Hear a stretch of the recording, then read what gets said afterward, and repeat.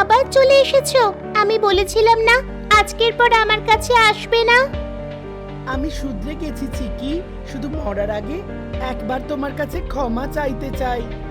তুমি এটা কি বলছো? হয়তো এটাই আমার পাপের সাজা হবে।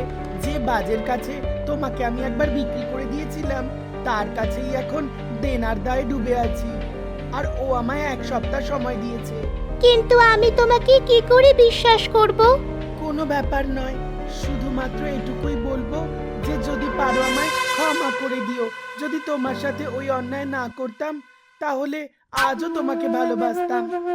আমি এত লজ্জিত যে আমি আর সেভাবে কথাই বলতে পারছি না। আচ্ছা কেঁদো না, কিন্তু বাজ তো তোমার বন্ধু ছিল না?